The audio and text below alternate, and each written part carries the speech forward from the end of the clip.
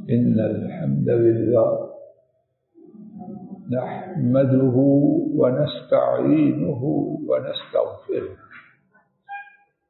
روى الشيخان عن سيدنا أبي هريرة رضي الله تعالى عنه عن النبي صلى الله عليه وسلم قال: إن أحدكم إذا قام يصلي جاءه شيطان فلبس عليه حتى لا يدري كم صلى، فإذا وجد أحدكم فليسجد سجدتين وهو جالس. نماز کے ادا کرتے ہوئے بسا اوقات ایک ایسی کیفیت پیدا ہوتی ہے کہ نمازی اگر اسے مسئلہ کا علم نہ ہو تو پریشان ہو جاتا ہے۔ ہمارے نبی کریم صلی اللہ علیہ وسلم ان پر ریت کے ذرات سے زیادہ، درختوں کے پتوں سے زیادہ اور پانی کے قطروں سے زیادہ درود و سلام انہوں نے صدیوں پہلے اس مسئلہ کا خوب واضح طور پر امت کو حل عطا فرما دیا۔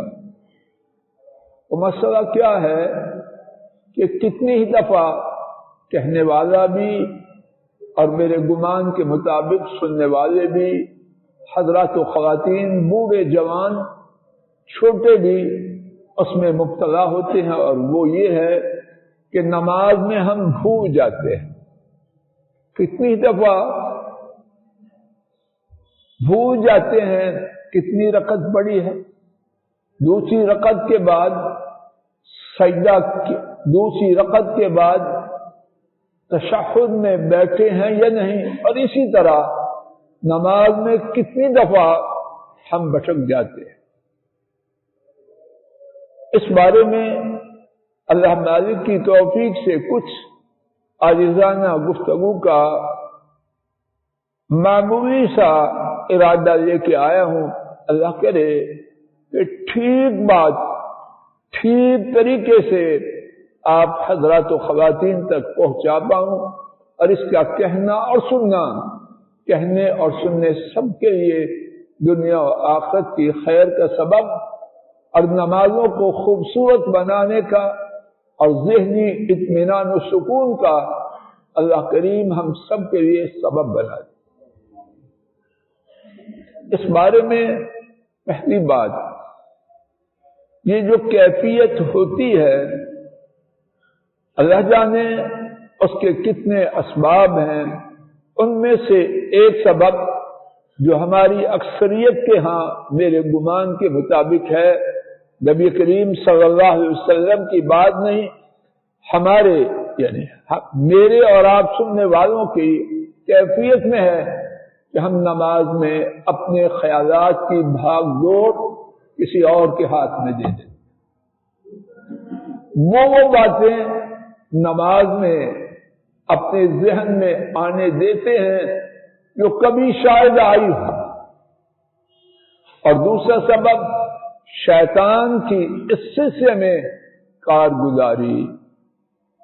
ابتدا میں جو حدیث پڑھی نبی کریم صلی اللہ علیہ وسلم نے، اس میں شیطان کی اس سلسلے میں جو سرگرمی ہے اس کا واضح طور پر ذکر فرمایا۔ ابتدا میں حدیث شریف پڑھی گئی، امام بخاری اور امام مسلم نے سیدنا ابو ہریرہ رضی اللہ عنہ سے اس حدیث کو روایت کیا۔ نبی محترم صلی اللہ علیہ وسلم نے فرمایا، جب تم میں سے کوئی ایک نماز ادا کرنے کے لیے کھڑا ہوتا ہے تو شیطان اس کے پاس آتا ہے اور اس پر التباس، شک و شبہ پیدا کرتا ہے۔ یہاں تک کہ نمازی بھول جاتا ہے، اس کو یاد نہیں رہتا کتنی رکعت ادا کی ہے۔ نبی کریم صلی اللہ علیہ وسلم نے امت میں ہونے والی اس بیماری کی تشخیص فرمائی کہ اس کا منبع، اس کا سرچشمہ کون ہے؟ فرمایا شیطان کی آمد ہے۔ اب حل کیا ہے؟ فرمایا جب تم میں سے کوئی یہ کیفیت پائے تو اسے چاہیے کہ 2 سجدے کرے، اور ان 2 سجدوں کا نام شریعت کی اصطلاح میں سجدتا السہو، سجدتن ایک سجدہ، سجدتان 2 سجدے۔ اور اذا گرامر کی بات ہے، اتنی باریکی میں آپ نہ بھی جائیں، سجدتا السہو سہو کے بھولنے کے 2 سجدے، یعنی جن 2 سجدوں کی وجہ سے بھول کی جو چوٹ ہے اللہ کے فضل و کرم سے وہ مٹ جاتی۔ دوسری بات، کیا اس بھولنے پر کوئی گرفت ہے؟ الحمدللہ ہمارے نبی کریم صلی اللہ علیہ وسلم نے واضح فرما دیا کہ جو بات بھول کر ہو، اللہ پاک نے فرمایا کہ میری امت سے جو بات خطا سے ہو، ارادہ نہیں ہو گئی، بھول گیا، فرمایا میری امت سے وہ بات اٹھائی گئی، یعنی ان کے نامہ اعمال میں لکھی نہیں جاتی۔ الحمدللہ رب کی رحمتوں میں سے ایک عظیم رحمت کہ بھول جانے سے جو نماز کی ترتیب میں، نماز کی رکعات کی تعداد میں غلطی ہوئی، اللہ پاک کی طرف سے اس پر مواخذہ نہیں۔ یہاں یہ بات نوٹ کر لیجیے، اگر آدمی قصداً نماز میں حساب کتاب کرتا ہے، پروگرام بناتا ہے، تو پھر وہ جانے اس کا رب جانے۔ یہ جو غلطی کی اس پھول کی معافی ہے بلا ارادہ، جیسے روزہ میں بغیر ارادے کے کھا لیا پی لیا تو چھونا نہیں، اور روزہ بھی پورے کا پورا۔ اب کوئی شخص مکر و فریب سے کہ میں بھول گیا تو وہ جانے اس کا رب جانے۔ تیسری بات، کہ ہمارے نبی کریم صلی اللہ علیہ وسلم کبھی نماز میں ان پر بھی نسیان آیا، وہ بھی بھولے؟ جواب یہ ہے رب ذو الجلال کی رحمت، اللہ چاہتا کبھی بھی ان پر نسیان نہ آتا، کبھی نہ بھولتے، لیکن امت پر شفقت کرتے ہوئے اللہ نے انہیں بھی نماز میں بھلا دیا۔ اور اس میں کتنی حکمتیں ہیں۔ ایک یہ کہ بعض لوگ پریشان ہونے میں نان سٹاپ ہوتے ہیں، پریشانی کی بات نہیں، اس کا اشارہ ملا سر پکڑ کے پڑے۔ اس میں اطمینان ہے کہ پریشان نہ ہو، تو کون ہے، تیرے ابا کون ہے، تیری اماں کون ہے، میں رب العالمین نے ان کو بھلا دیا جن ایسا میں رب العالمین نے پیدا کیا ہی نہیں، نہ کروں گا۔ اتنا اطمینان ہے۔ میری ہر بات کے ساتھ اس بات کو یاد رکھنا، کوشش کیا کرنی ہے، جیسا توجہ سے نماز پڑھنی ہے، بلا ارادہ، بلا کوتاہی، بھول ہو جائے انشاءاللہ معافی ہے اور پریشان نہیں۔ میں ٹوٹے پھوٹے نے آپ کے بھولنے کے جو واقعات حدیث شریف میں پڑھے ہیں، وہ 4 ہے. ایک ایک کر کے میرے ساتھ بہوالا وہ واقعات سماعت فرما لیجیے. حرفن حرفن میرے سامنے موجود ہے، لیکن میں کوشش کروں گا ان کا خلاصہ آپ کے روبرو اللہ کی توفیق سے پیش کروں تاکہ بات کا سمجھنا آسان، سہل اور یاد رکھنا آسان رہے انشاءاللہ. پہلا واقعہ حضرات ائمہ مالک، بخاری، مسلم 3 چوٹی کے محدثین، انہوں نے سیدنا ابو ہریرہ رضی اللہ عنہ سے اس واقعہ کو روایت کیا. رسول کریم صلی اللہ علیہ وسلم نے نماز پڑھائی 4 رکعت والی. 2 رکعت ادا کی، سلام پھیر دیا. ایک شخص اس نے عرض کیا اور اس کا لقب تھا ذوالیدین، 2 ہاتھوں والا. کسی کے 3 یا 4 ہاتھ ہیں تو پھر ذوالیدین 2 ہاتھوں والا. محدثین ران صاحب، ڈاکٹر صاحب کے لیے کچھ دیں. محدثین نے بیان کیا، آگے محدثین نے بیان کیا، میری طرف توجہ کیجیے. جو ذوالیدین اس کا لقب مشہور ہوا، اس کے ہاتھ عام لوگوں سے قدرے لبے تھے. اللہ پاک کی تخلیق ہے، جیسے چاہے بنائے. کچھ کی جوتی کا نمبر 46 اور کچھ بیچارے 40 سے بھی کراس نہیں کرتے. اللہ جیسے چاہے ویسے بنائے. تو وہ بندہ جس کا لقب کیا تھا، بولو ذوالیدین، 2 ہاتھوں والا. اس نے کہا، اے اللہ کے رسول صلی اللہ علیہ وسلم، نماز چھوٹی ہو گئی ہے یا آپ بھول گئے؟ رسول اللہ صلی اللہ علیہ وسلم نے ایک دوسری روایت میں ہے فرمایا، نہ نماز چھوٹی ہوئی ہے نہ میں بھولا. اور جو روایت حضرات ائمہ مالک، بخاری اور مسلم کی میرے سامنے ہے، اس میں یہ ہے، آپ صلی اللہ علیہ وسلم نے دیگر صحابہ سے پوچھا، کیا ذوالیدین نے سچ کہا؟ انہوں نے عرض کیا، جی. حضرت صلی اللہ علیہ وسلم کھڑے ہوئے، 2 رکعت نماز پڑھی اور سلام پھیرا. پھر حضرت صلی اللہ علیہ وسلم نے اللہ اکبر کہا اور 2 سجدے کیے. اور بعض دیگر روایات میں ہے پھر سلام پھیرا. اس پہلے واقعہ کا خلاصہ دوبارہ سماعت فرمائیے اور اللہ کرے کہ میں آپ یاد کر. کتنی رکعت نماز تھی ملک صاحب؟ 4 رکعت. کتنی پڑھی؟ سلام پھیر دی. ایک شخص نے جو ذوالیدین کے لقب سے مشہور تھا عرض کیا، آپ نے دیگر صحابہ سے تصدیق کی.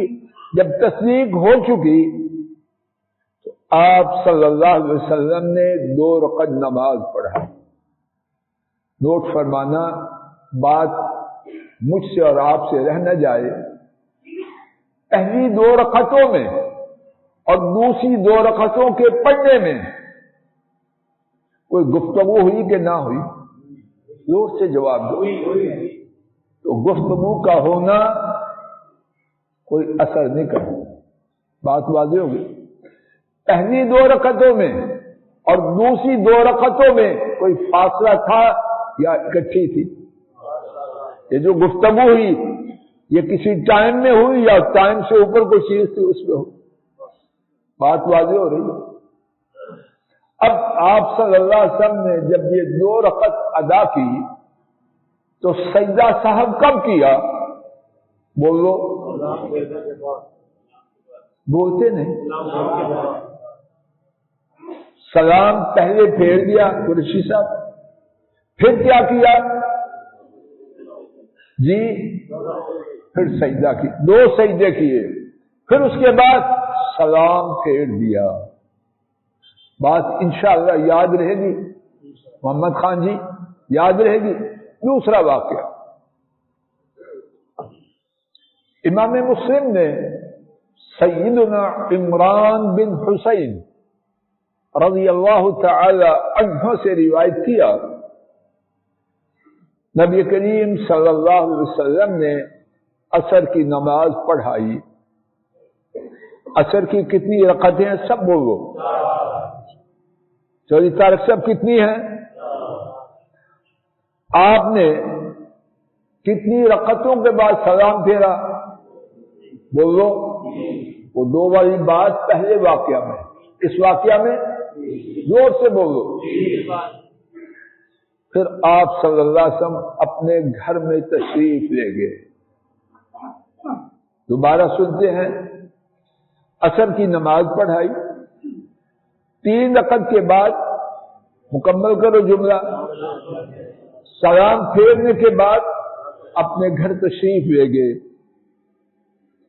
ایک آدمی حضرت صلی اللہ علیہ وسلم کی جانب اٹھا، کہا جاتا تھا اس کو خرباق، یاد فرما لیجیے، خ رے بے الف قاف۔ تو آپ جی میری طرف دیکھو، چھوڑ دو، خرباق،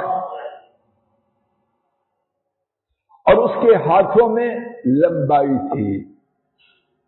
خرباق نے کہا، اے اللہ کے رسول صلی اللہ علیہ وسلم، اور اس کے بعد حضرت صلی اللہ علیہ وسلم نے جس طرح نماز کی تعداد، رکعتوں کی تعداد پڑھائی تھی، آپ کے روبرو عرض کر دی۔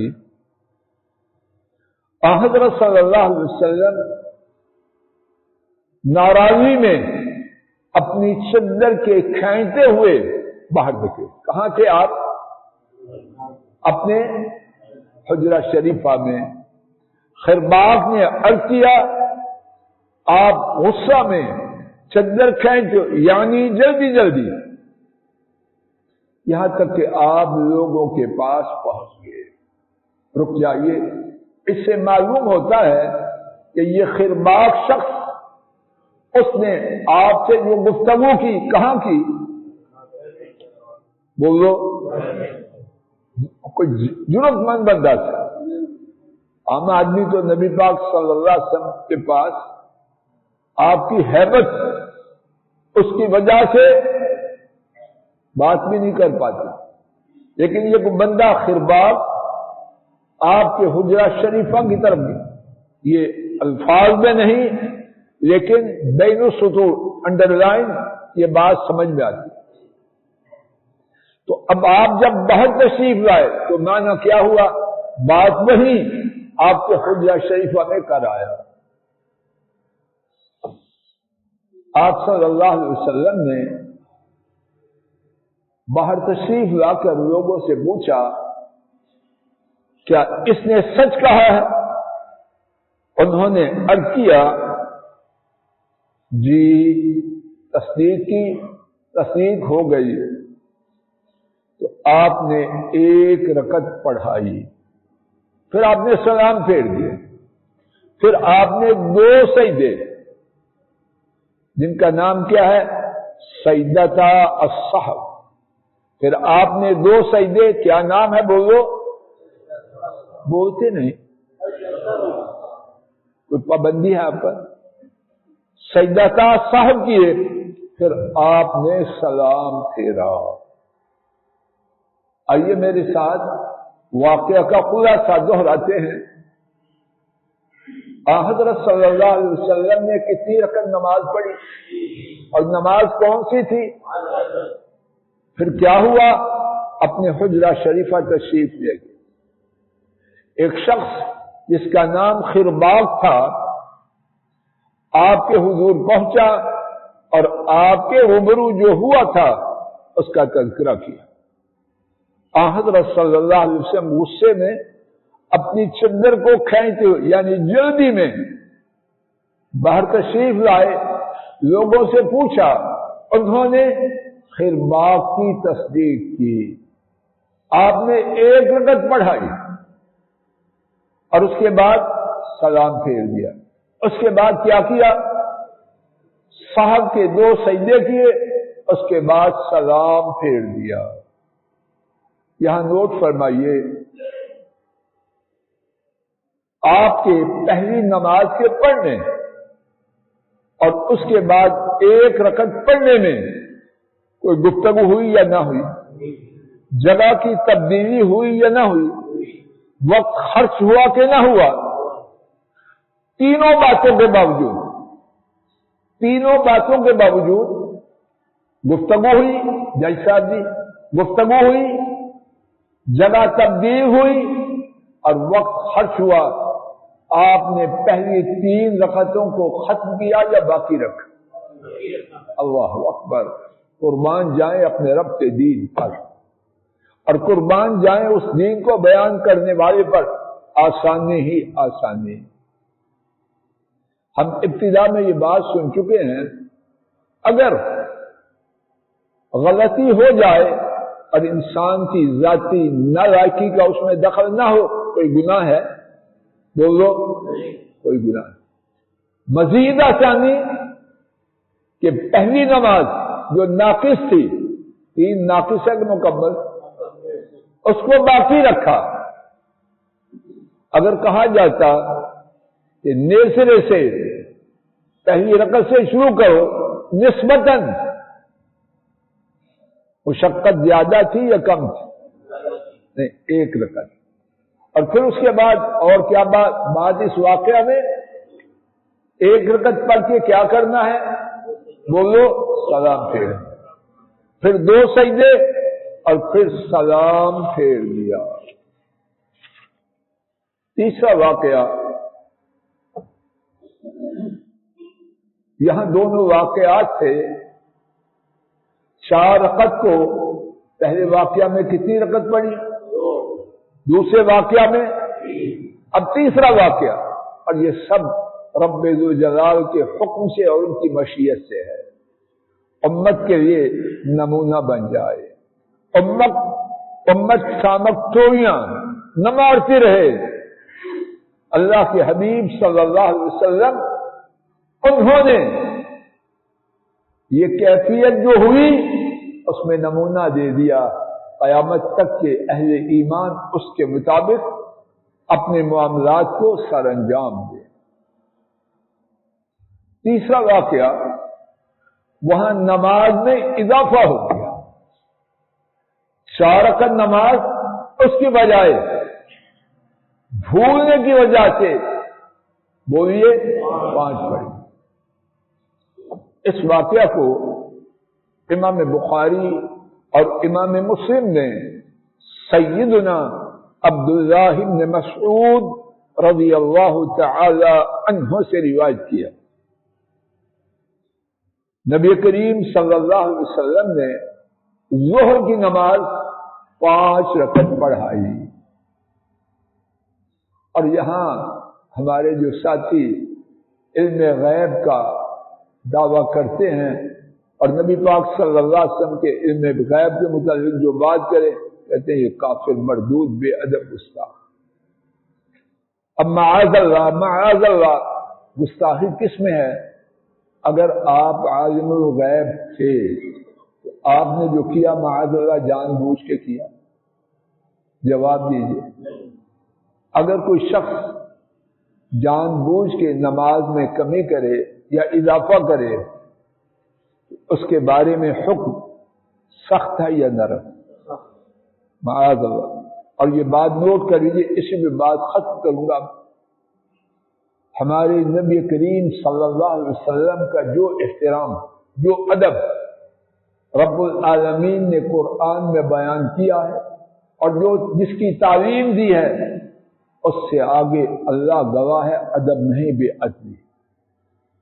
نوٹ کر لیجیے۔ اور اب اہل حدیث کو گالی دے، کچھ کہے، ہم اس سے آگے جانا گوارا نہیں کر۔ جو کو کہتا رہے،